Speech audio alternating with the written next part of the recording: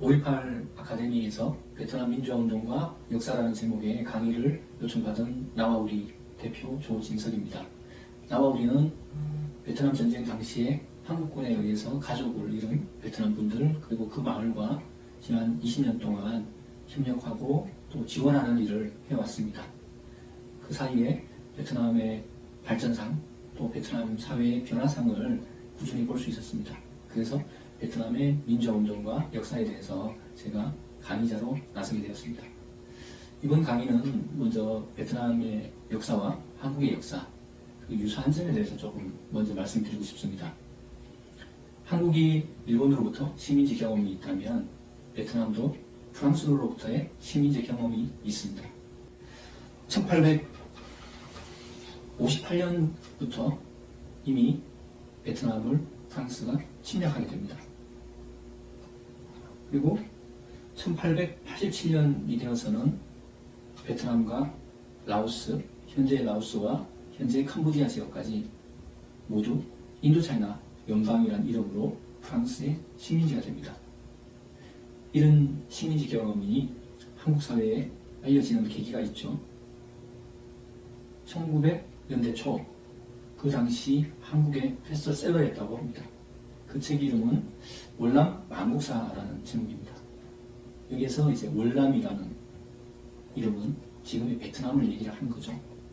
베트남의 나라가 망하는 과정, 그리고 우국지사의 심정, 그리고 현실을 어떻게 깨쳐나갈 것인가에 대한 이야기까지 그 책 속에 담겨져 있습니다. 그 책을 읽으면서 식민지의 고통을 공감을 하는 그 관계가 이미 20세기 초부터 베트남과 한국 사이에는 있었습니다. 조금 전에 식민지화의 과정에 대해서 말씀드렸는데요. 사실 한국은 일본으로부터 식민지가 되었지만 베트남은 프랑스뿐만 아니라 일본으로부터도 식민지가 됩니다. 1940년이 되어서 일본이 프랑스가 이미 식민지로 삼은 베트남으로 진주를 하게 됩니다. 군사력을 뒤밀어서 행정적으로는 프랑스가 지배하지만 군사적으로는 일본이 지배하는 시간을 1940년부터 5년 동안 보내게 된 겁니다. 이것을 이중지배 체제라고 얘기를 하는데요. 한 나라에 대해서 두 개의 제국주의 국가가 식민화로 고통을 주게 되는 역사, 이 역사의 한중간에 있었던 것이 바로 베트남의 역사가 되겠습니다. 한국의 식민화지의 시간보다 훨씬 더 긴 시간, 그리고 훨씬 더 깊은 정도의 고통을 받은 경험을 베트남이 갖고 있다는 것을 여러분께 먼저 좀 말씀드리고 싶습니다. 그 뒤에 1945년 이후에 일본군의 무장 해제를 위해서 한국 같은 경우에는 남쪽에는 미군, 북쪽에는 소련군이 들어오죠. 그리고 1948년이 되어서 두 나라로 나뉘게 되죠.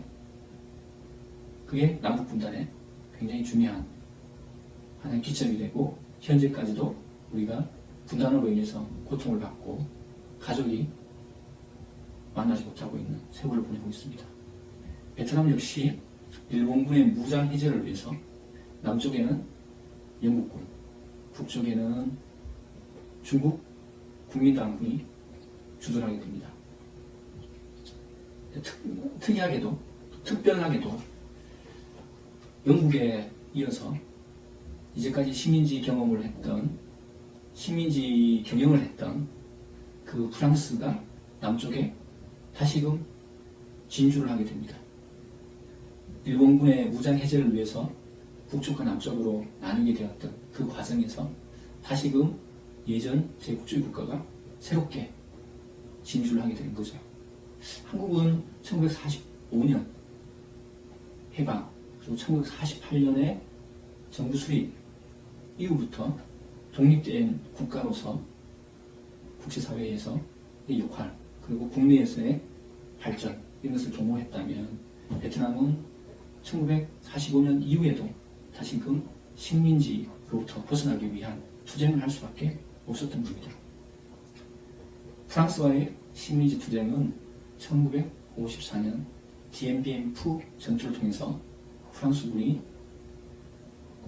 대패를 함으로 인해서 종말을 구하게 됩니다. 디엠비엠프 전투라는 말을 여러분들 아마 자주 들어보셨거나 아니면 세계 전사에 있어서 굉장히 유명한 사건으로 들어보신 적이 있을 것 같습니다. 식민 지배를 받던 나라가 무력으로 식민 지배를 했던 제국주의 국가를 이긴 대단히 중요한 전투이기 때문에 굉장히 세계 전사에 있어서도 기억할 만한 사건으로 얘기를 하고 있습니다. 그러면 1954년 디엠비엠프 전투가 끝나고 난 뒤에는 베트남이 독립이 되고 해방이 되었어야 되겠죠. 근데 1954년 디엠비엠프 전투 이후에 독립을 위한 하나의 협약을 맺게 됩니다. 제네바 협약이라는 것인데 거기서 몇 가지 사항이 결정이 됩니다. 제네바 협정의 핵심 내용은 5가지입니다. 첫 번째가 북위 17도선을 경계로 해서 300일 이내에 호치민 정부군은 그 북쪽으로 올라가고 프랑스는 그 남쪽으로 이동한다. 두 번째, 민간인도 자유의사에 따라서 300일 이내에 17도선 이남과 이북으로 거주 이전할 수 있다. 세 번째, 이 굉장히 중요한 대목인데요. 군사 경계선은 잠정적인 것에 불과하고 독립과 통일이라는 원칙에 근거한 정치적 문제 해결은 1956년 7월 이전에 총선거를 실시하여서 결정한다. 네 번째, 일체의 외국 군대는 증원될 수 없으며 프랑스군은 총선거 때까지 주둔할 수 있다. 다섯 번째, 캐나다, 폴란드, 인도 세 개 국가로 구성되는 국제감시위원회를 두고 협정의 이행사항을 감시한다. 이 세 번째 항목이 왜 중요하냐면 통일의 방식으로 총선거를 얘기를 하고 그 선거를 실시하는 부분에 합의를 했다는 점입니다. 선거를 통한 통일을 목적으로 해서 이 협정은 만들어졌다는 거죠. 그런데 1955년 남쪽에 미국의 지지를 받는 응오딘 지엠이 남측만의 국민선거를 실시합니다. 1955년 10월 23일 국민투표를 실시해서 국가를 공화제로 바꾸게 됩니다. 그리고 10월 26일 베트남 공화국이라는 이름으로 독립을 선언하게 됩니다. 응오딘 지엠이 초대 대통령으로 취임을 하는 거죠. 다시 보면 1956년 실시하기로 한 남북의 총선거는 북에서는 자유선거가 가능하지 않다는 이유로 응오딘 지엠에 의해서 정부에 의해서 거부됩니다. 그런데 실제로는 선거를 치러질 경우에 호치민 정부가 압도적으로 승리할 것이 명백했기 때문에 응오딘 지엠 정부에서는 이 총선거를 거부하게 되는 거죠. 물론 응오딘 지엠은 군인이 아니었습니다. 민간인이었고요. 민간인 대통령이 들어서서 이제 남측 부분들을 지배를 하게 되는 거죠. 남측의 정부라고 부르겠습니다. 남측 정부로서 행정을 하는데 예정되었던 이 통일과 그리고 민중들의 요구들을 응오딘 지엠 정부에서는 수렴을 못하게 되는 겁니다. 그리고 그 반대파에 대해서 그리고 반대하는 의견에 대해서 강압적인 수단으로 진압을 하게 되는 거죠. 때로는 고문을 하고 때로는 폭력을 행사하고 때로는 살인을 하고 때로는 납치를 해서 그 정부를 유지하려고 하는 겁니다. 그러면 그럴수록 점점점 폭력적인 수단이 아닌 강압적인 방법이 아니고서는 민심을 유지할 수가 없었던 거죠. 정부의 지지를 확보할 수 없었던 것이죠. 그러나 응오딘 지엠은 미국의 절대적인 지지하에서 원조하에서 가능했던 정부였습니다. 미국에 만약에 지지가 없어진다면 응오딘 지엠은 어떻게 될까요? 민심이 점점점 약화되고 이반되면서 또 북측과의 경쟁에 있어서 남측이 우위에 서지 못한다는 것, 그리고 공산주의 세력을 충분히 제압하지 못한다는 이유로 해서 미국 정부는 응우딘 GM에 대해서 지지를 점점점 철회하기 시작합니다. 결국은 군사 쿠데타로 인해서 응우딘 GM은 몰락을 하게 됩니다. 이 부분 되돌아보면 한국의 첫 번째 정부가 민간 정부였던 것이죠. 그리고 쿠데타로 군사 정부가 들어섰던 우리의 현대사를 떠올릴 수 있을 겁니다. 베트남도 정말 비슷한 시기에 쿠데타로 인해서 정부가 들어서게 됩니다. 쿠데타 정부가 들어선 뒤에 그 쿠데타 정부에 대한 지지를 미국이 계속하게 됩니다. 그럼으로 인해서 더 군사정부의 강압성이 민심을 통제하는 수단으로서 기능을 했던 것이죠. 그렇지만은 그 군사정부 역시 북쪽에 있는 호치민 정부와의 경쟁, 또 공산주의자들을 통제하는데 실패하게 됩니다. 그래서 결국 물적인 지원만으로 안 되기에 1965년 미국이 베트남의 공산주의자들을 어떻게 보면 격퇴하기 위해서 직접 참전을 하게 되는 거죠. 그걸 일반적으로 베트남 전쟁이라고 부릅니다. 공식적으로는 제2차 인도차이나 전쟁이라고 부르고요. 그러면 1차 인도차이나 전쟁은 사실 베트남뿐만 아니라 라오스, 캄보디아까지 같이 연루가 되는 프랑스로부터의 독립투쟁이 1차 인도차이나 전쟁이 되겠습니다. 그게 1954년에 막을 내린 거죠.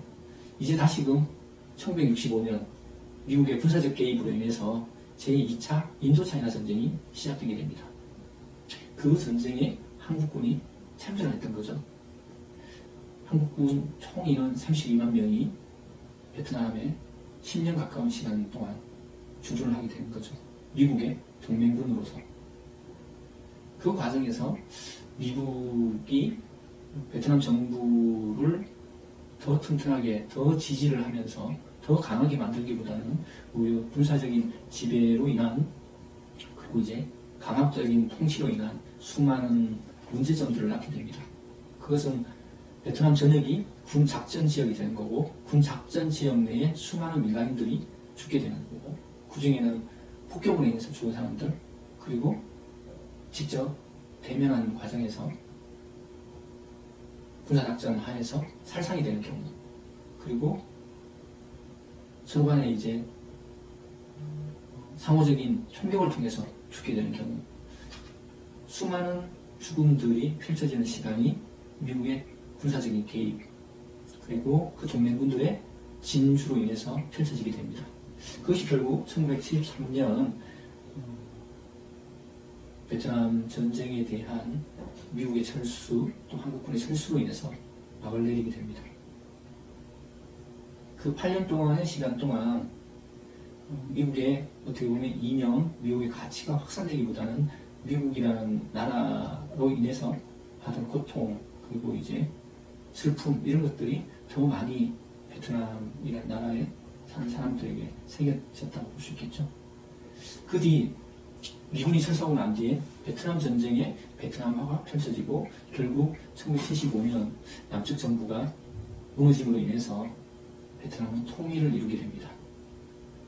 75년 통일로부터 지금 벌써 45년이라는 세월이 흘렀죠. 한 세대가 넘는 시간 전에 이제 통일이 됨으로 인해서, 사실 베트남이라는 나라에서 통일은 중요한 주제, 또는 이제 통일의 역사가 현재의 관심사는 되지 못하고 있습니다. 한국은 분단 상황이 있다 보니까 통일과 평화, DMZ 이런 장소와 그리고 가치에 대해서 훨씬 더 많은 관심을 갖고 있는데 비해서, 베트남은 1975년 통일된 이후에는 평화에 대한 가치 또는 통일에 대한 바람, 이런 것들은 상당 부분 현재 진행형은 아닌 거죠. 과거의 역사 속에서 있었던 일들이 된 거죠. 1975년 이후에 북측에 의한 통일, 그리고 남측 정부의 몰락, 이런 과정이 베트남을 또 다른 역사로 바꾸게 됩니다. 왜냐하면 남측은 오랜 시간 동안 자본주의 시스템으로 개인의 소유권과 정치적 자유를 기반으로 해서 살아냈던 시간이 있었던 거고요. 북측은 집단주의적인 삶, 그리고 이제 사회주의 경제 체제 내에서 살았던 경험들이 오랜 시간 또 있었던 것이죠. 남측에 살았던 사람들한테 사회주의 집단 경제 체제, 그리고 사회주의의 이념을 강조하고 강요를 하게 되면서 실제로는 1975년 이후에 1986년까지 10년 넘는 시간 동안에 베트남 사회 내에서의 혼란이 펼쳐지게 됩니다. 그것은 식량 생산의 저조, 그리고 자유를 찾아서, 일명 자유를 찾아서 보트피플이 되는 사람들, 그리고 경제적인 박탈을 이겨내지 못해서 또 보트피플이 되는 사람들, 수많은 보트피플과 그리고 구체제, 남측 정부에 복무했던 사람들, 지지했던 사람들을 개조하기 위한 수용소에서의 어떤 경험들이 베트남 남측 정부 또는 이제 남측에 살았던 사람들한테는 크게 각인되어 있는 겁니다.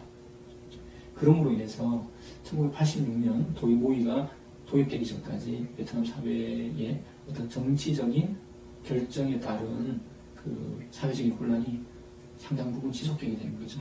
1979년 9월 그 공산당 중앙위원회 회의에서 개혁의 요구가 제기가 되고 1980년대 초부터 부분적인 경제개혁이 시작됩니다. 그리고 전면적으로 도이모이를 선포하고 개혁 과정을 밟게 되는 게 1986년 제6차 공산당 대회에서 하게 됩니다. 그 골자는 개인의 소유권을 일정 정도 인정을 한다는 부분이죠. 집단화되었던 부분들을 개인화함으로 인해서 생산의 양을 증대하고 그것을 시장 내에서 판매할 수 있도록 일정 부분 개인화인 거고 일정 부분 시장 경제를 수용했다고 볼 수 있는 것이 바로 도이모이의 핵심적인 내용인 겁니다. 이제까지 모두를 위한 생산이었다면 이제 자신과 가족을 위한 생산, 그리고 그 물자들을 시장에 내놓고 판매를 할 수 있도록 하는 것이 도이모이의 모습이라고 이해를 하셔도 좋겠습니다. 도이모이라는 큰 이제 그 경제적인 그리고 사회적인 문화적인 개혁의 방향이 현재까지 이어지고 있기 때문에 굉장히 그 베트남 사회를 이해하는 데 있어가지고 중요한 항목이 되겠습니다. 그리고 현재의 시점에서 볼 때 베트남의 민주화가 어떻게 펼쳐지고 있느냐 이런 것을 조금 말씀드려야 될 것 같은데, 사실은 이제 경제적인 부분에서는 도이모이가 이루어졌지만은 정치적인 부분에서는 도이모이가 이루어졌는지에 대한 의문이 있다는 것을 조금 말씀드리고 싶어서 지금 이야기를 꺼내는 겁니다. 그러면 2019년, 2020년 현재 베트남의 민주화의 현황은 어떤지 말씀을 조금 드리고 싶습니다. 엠네스티에서 나온 2019년도 보고서를 말씀드리면 2019년 수많은 그 양심수가 나왔다고 얘기를 하고 있습니다. 그리고 표현의 자유가 탄압을 받고 있고, 그리고 단체를 만들고 평화롭게 집회를 할 권리가 지속적으로 탄압을 받고 있다고 합니다. 그리고 새롭게 사이버 안보법이 만들어져서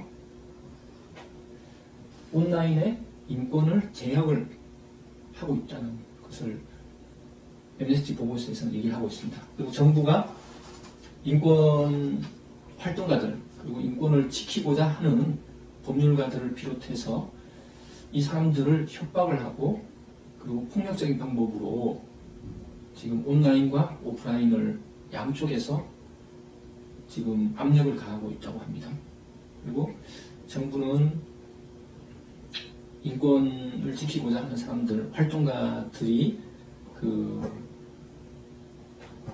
지금 펼치고 있는 그 구금의 연장을 반대하거나 구속 전에 구금을 하는 문제를 제기하거나 아니면 양심수들이 법률가와 가족과의 면담이 되지 않는 현실, 그리고 건강을 위한 적절한 조치가 지금 되고 있지 않은 것들, 그리고 간간히 또 고문도 있다라는 내용을 2019년 베트남의 상황 인권보고서로서 얘기를 하고 있습니다.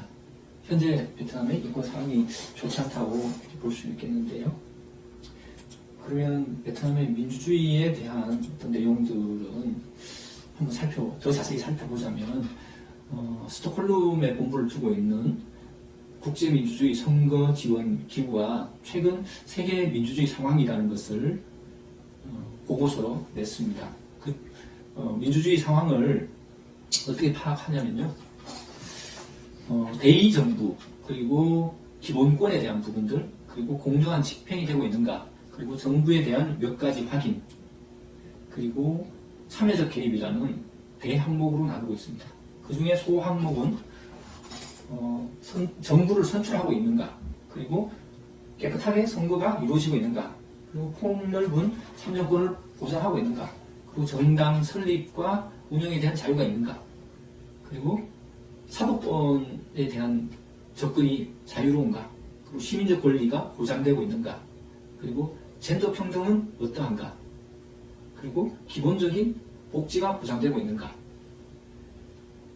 그리고 사회적 조직체들의 어떤 평등이 보장되고 있는가, 그리고 부패는 없는가, 그리고 예측 가능하게 지금 집행되고 있는가, 그리고 의회는 효과적으로 운영되고 있는가, 그리고 사법은 독립되고 있는가, 그리고 보도는 진실 보도를 할 수 있는가, 그리고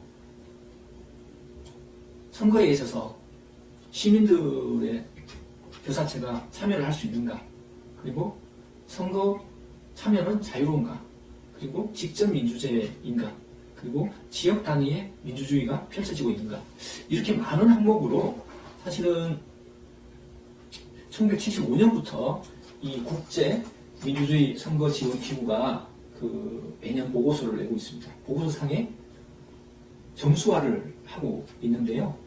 베트남이 실제로는 좀 안타깝게도 많은 부분에 우려를 받고 있습니다.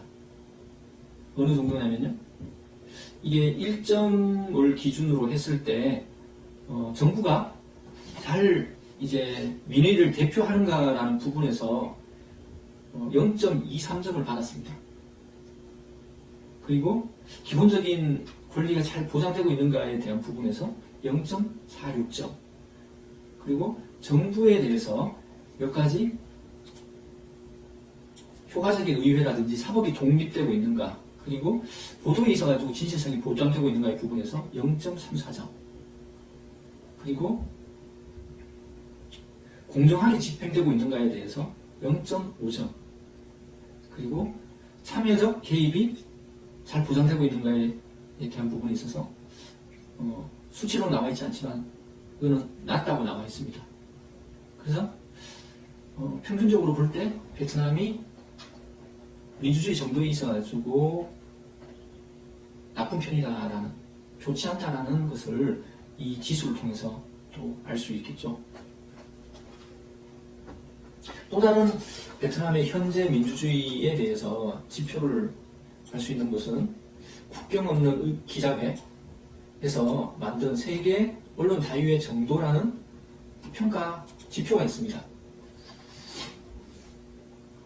2020년도에 그 수치가 나와 있는데, 그 수치에 있어서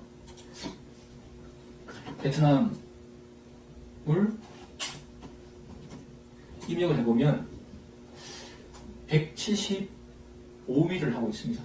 180개 국가 중에 175위를 하고 있기 때문에 언론이 극도로 자유롭지 못한 나라라고 얘기를 할 수 있지 않을까 싶습니다.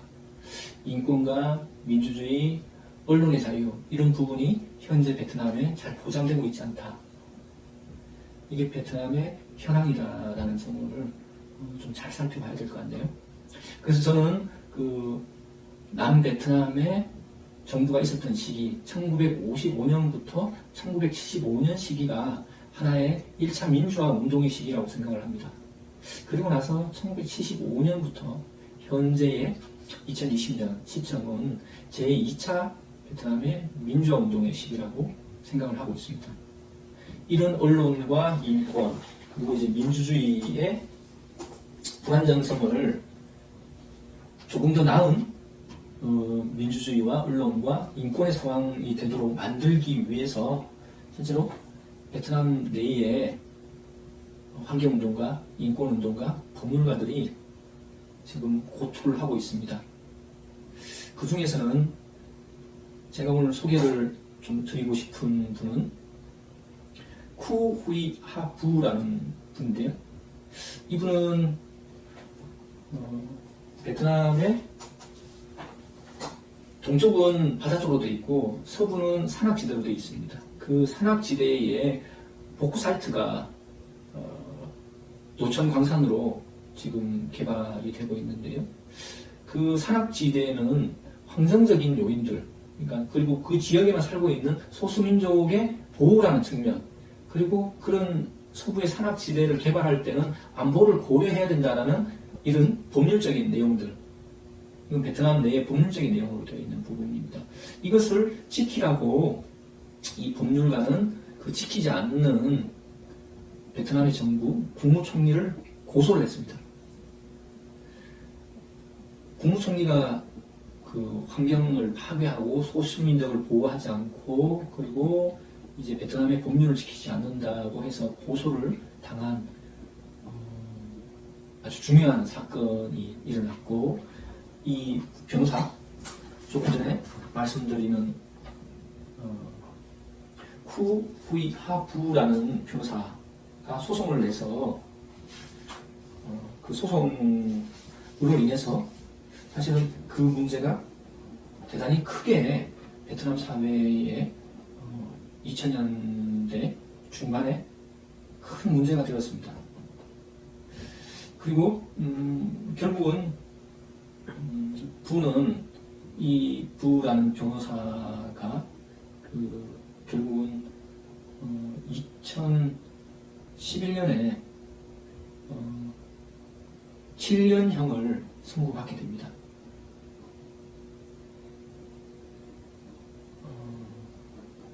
7년형을 선고받고 복역 중이었던 2013년에는 그 감옥에서 그 단식 투쟁을 했고요. 2014년 4월에는 결국 그 정부에서 부 변호사와 그의 부인이 미국으로 망명하는 것을 허락을 하게 됩니다. 그러니까 정부가 하는 정책에 대해서 반대하는 소송을 제기한 그 변호사가 이제 감옥에 수인이 되고 결국은 망명을 할 수밖에 없는 상황이 베트남의 현재 그 시민권 그리고 인권 그리고 환경에 대한 권리, 정부에 대한 반대 이런 것들이 처한 상황이라고 볼 수 있겠죠. 2020년 현재 보도를 보면 베트남의 총리는